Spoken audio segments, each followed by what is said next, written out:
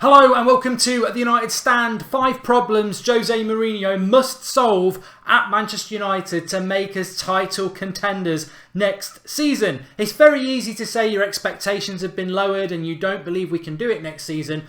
But how would you do it? What are the 5 issues that you think need to be resolved at Manchester United? Because it's very easy to say 10, you may as well say 20. But if you were given 5, because 5 is realistic, what are the top 5 things you think that Mourinho needs to do? Get commenting below, get commenting in the live comments. I'm going to give you mine. Let's see how we get on with it. So number 1 for me, it's not the midfield. It isn't the midfield because everyone goes, oh, we need to sort our midfield out. We've got Matic and Pogba. We maybe need another midfielder. We'll sort that out in a minute. For me, the most fundamental thing for Manchester United at the moment, and we've got some echo. We've got some echo. No, we shouldn't have echo. We got any echo?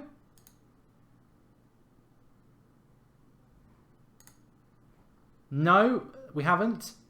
We haven't got any echo. Okay, that's great. The most fundamental thing for me is the fullbacks. The fullbacks are an issue for Manchester United. Now, Valencia's been very consistent this season, and Ashley Young, some people like him, some people don't.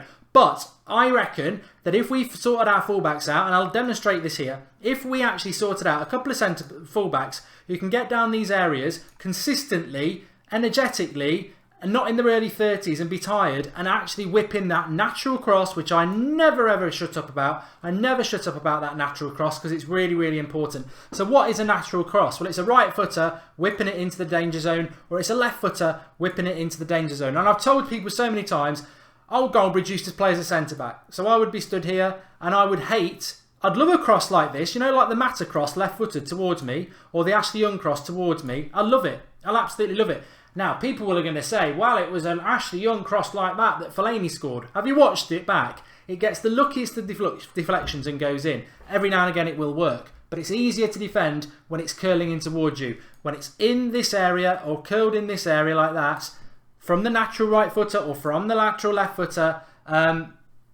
it's... Biosphere's just explained it. I nearly banged you, mate. It's harder to defend because you're facing your own goal, you can knock it in. But it's not just that. I think United have got 2 fullbacks that are very, very old. They're 32, I think, the pair of them. And one of them, they're both converted wingers. I still don't think that either of them actually are proper specialist fullbacks. And I know we go on about the midfielder, but for number 1 for me, it is specialist fullbacks. Now, whether that's Sandro and Meunier, or whether it's another different right back or another left back, I want to see specialist fullbacks in United, because what we'll get is proper natural width. And people say, well, you get width off Valencia and Young. What you get from Valencia is somebody who can't cross 9 times out of 10, and what you get from Ashley Young is someone who's always going to come back onto his right foot. I'll tell you now, if we had proper left back, left-footed, right back, right-footed, who are in their mid to late 20s or early 20s, who've got energy, who've got that stamina, who actually are specialist fullbacks, who know to get forward but can defend as well, you watch United's dynamics change and you watch how much Lukaku benefits from having that added decent crossing ability coming into the box. Because let's face it, it's been poor from us this season. Knowing our starting 11, no more long balls, keep the bloody ball, use our natural attacking players properly, get rid of Mourinho, fixes all of these, says Paul Robinson. Number 2, I am going to talk about the midfield very, very, very quickly. Now, the midfield is an area where everyone says, well, that's where we're struggling. I think Pogba, up and down season, Matic, a little bit slow. We need to bring in a midfielder that has got a lot of tenacity, is very quick across the ground, and is a very consistent performer. You could say Kante from Chelsea, we're not going to get him. You could say Fabinho from Monaco, I don't know whether we're going to get him. There are lots and lots of options there, but I don't think we're going to see wholesale changes at Manchester United. And Herrera, Matic and Pogba do work quite well, but I think we need to bring somebody else in. Milinkovic-Savic they're quoting £120 million. I watch a lot of Italian football. I've watched a lot of Milinkovic-Savic. I really like him. £80 million or above, and he becomes a major risk. He could flop. You don't want to be paying massive amounts of money for somebody like that. He's nothing more than an £80 million player. He's not a £100 million player. And I don't think United are going to go for him anyway, because I think it's a little bit too obvious. But we do need to sort a midfielder out. But the thing about the midfielder for me is they've got to be quick across the ground. We cannot go for another player that is like McTominay, that is like Matic, that is like Fellaini, that is like Carrick. And I'm not dissing any of those players, but none of those players are particularly fast. And whether we go for a Vidal, which is a big risk because of his age, 3 or 4 years ago would have been brilliant, or whether we go for a Fabinho, I do think we need somebody who is quick across the ground. It's going to be very interesting, but we definitely need that into our midfield. Point 3, this is really important to me, is we must generate a better atmosphere at Old Trafford. I think that, look, everybody knows that the Manchester United fans are the best in the world. The away support's fantastic. The home support can be fantastic. The reason they're not fantastic this season, and Mourinho's had a go at them a couple of times, and I think Mourinho is missing the point here. It is not about the fan.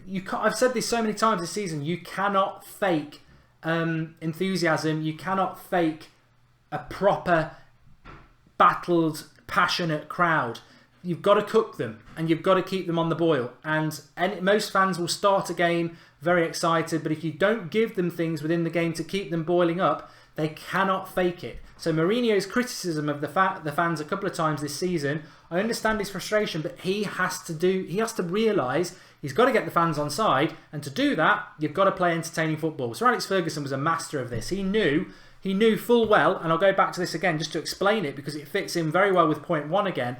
What Sir Alex Ferguson would do in the first 5 minutes of games is, whether it was Neville and Beckham in the older days, whether it was Evra down the left or Irwin or whatever, he would get his fullbacks to bomb on past his wingers. So his wingers are here or his wide men's here. He'd have his fullbacks bombing on in the first few minutes, getting the crowd up, putting balls into the box, and then balls in the box. He'd have his 2 midfielders gambling in the box, men into the box. And we wouldn't always score from it, but it would get that crowd up. It's that intent. We're at home, we're getting at you in the first 5 or 10 minutes, and we wouldn't always score, but it would start cooking the crowd. And the crowd's excited at the start of the game anyway. But what's happened in recent years too many times is, under Van Gaal, Moyes and Mourinho, that excitement soon disappears because you fall into this mundane, boring football. Sir Alex Ferguson was brilliant at it. Forget the trophies, he was brilliant at what he would do in them first 5 or 10 minutes at Old Trafford. Get his fullbacks bombing on, committing midfielders into the box, chucking balls into the box, winning corners,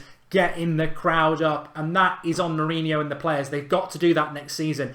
That is one of the things we really need to fix, because thinking about this from my point of view, and I'm sure a lot of people feel this as well, is our best performances this season: Arsenal away, Watford away, Man City away. We haven't actually had that many great performances at home. And recently, West Brom and Arsenal, there's no excuse for us not to be whacking them apart 3 or 4-0, absolutely having the crowd on fire. And we haven't turned up. That lack of consistency. So that is number 3 for me. We've got to do that. We've got to do it.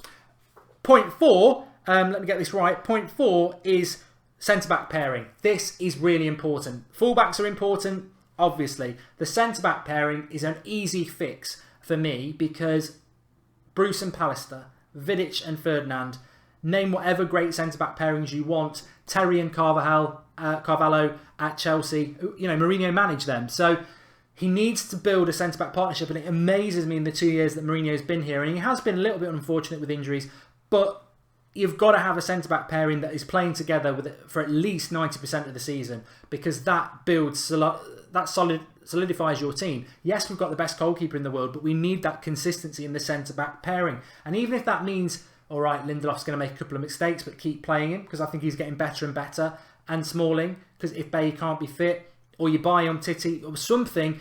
Look, if Bay's not going to be fit, you can't build a centre-back partnership around him. If Jones isn't going to be fit, which I don't think he ever is, you can't build that partnership. I think he wants Jones and Baye. That is not a match made in heaven. Maybe ability-wise it is, but they're never going to be fit long enough. He's got to play a centre-back pairing that's going to play for most of the season and build an understanding. It's really important for Manchester United, and that would be my point 4. And my point 5, and this might be a little bit controversial, but I feel that we need a backup striker. I do. Lukaku plays too many games. Lukaku never gets substituted. And if Lukaku picks up an injury, and I know he's got one at the moment, but it's the back end of the season and he should be back for the FA Cup. But what if he did it in November? What if he tore his hamstring and it's out for 2 months? We haven't got a backup striker. And people say we've got Rashford and Martial. You see Rashford and Martial come on, and they're my 2 favourite players at United. They're flair players, they're young players, they're fantastic. They're what Manchester United's all about. But they are not. They're rusty because they're not getting the minutes. And I think United, 2 things from Mourinho. One, his backup striker needs to play regularly. Whether it's taking Lukaku off, it takes Mata off on the 70th minute most of the time. When it was Rashford and Martial, he'd take Rashford off at 70 minutes and bring Martial on. When it's Martial 70 minutes, then Rashford comes on in the last 20 minutes. So he does do it, but he never does it with his number 9. He didn't do it with Zlatan last year. He's not done it with Lukaku this year. He overplays his number 9, and you end up with situations where Zlatan does his knee and Lukaku gets an injury. Because if you play him every minute of every game, there's more chance of an injury.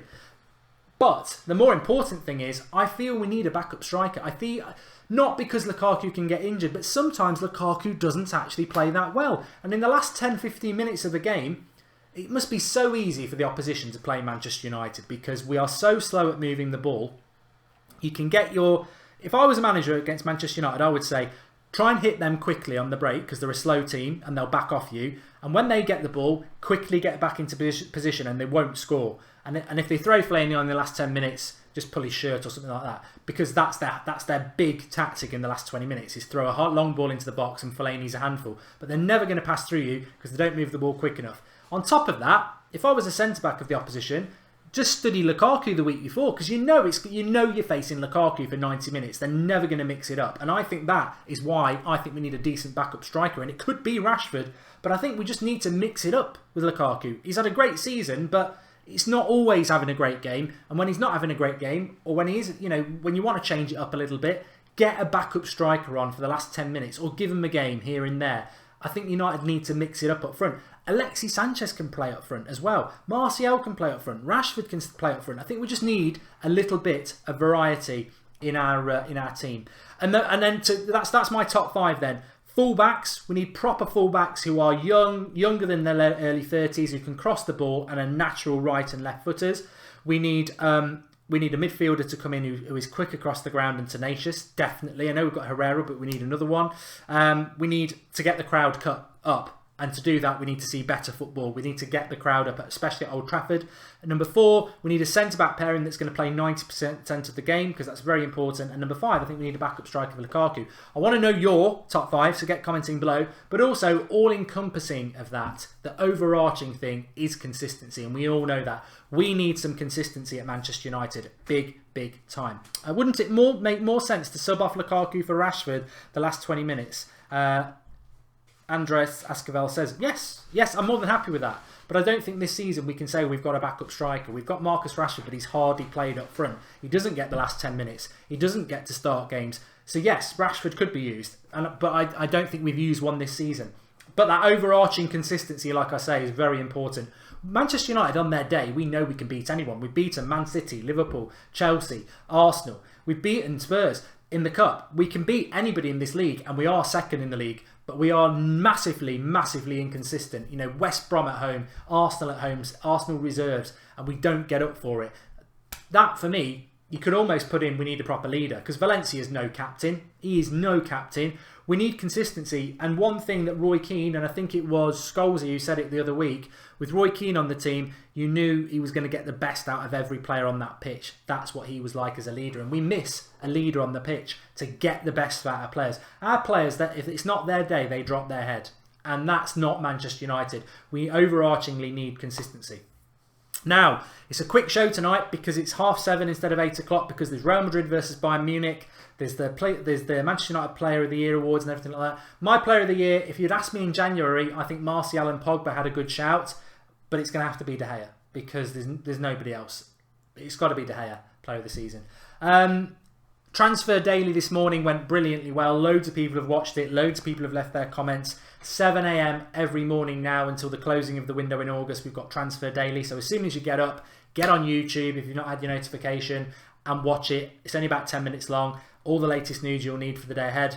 Obviously, we'll react to any signings or anything over the summer, I must just say that. But get involved with that. Get your notifications on, actually. Click the bell at the bottom and subscribe to the channel if you haven't got that, because you want your 7 a.m. video. Lots going on the United Stand. That's Football is a watch-along now for Real Madrid versus Bayern Munich if you want to get onto another live chat and enjoy that.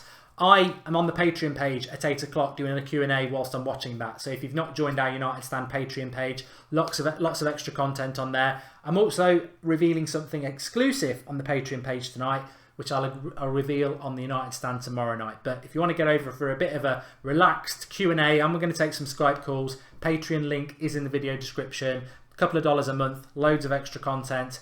in a more secure and we won't get any of the trolls on there anyway, let's put it that way. So I'll see you on Patreon if you're going to join me there at 8 o'clock. The link is set up in there, so the pinned Patreon link's in the bottom there. You can watch That's Football for a watch along for Bayern Munich versus Real Madrid, and tomorrow morning we'll be back with the Transfer Daily, 7 AM. But don't forget to comment below about what the 5 things you are that you think Mourinho needs to solve, because you'll all have different ones to me. So there you go. Thanks everyone for watching. Apparently David De Gea is Player of the Year. That's fantastic. He deserves that. Shout out to all the moderators as per usual and the live comments. Sorry I haven't got involved in the live comments as much as I normally would, but it had to be a quick fire 15-minute show between 7:30 and 7:45. We're normally live at 8 o'clock, but I want to watch the Champions League as well, like a lot of you do. So get onto That's Football or get on the Patreon page with me. Speak to you all soon, and if you've got things to say, come back, comment below with what 5 things you think Manchester United need to solve for next season. Speak to you all soon, and I'll see you in the morning at 7 AM on the United Stand. Thanks for watching.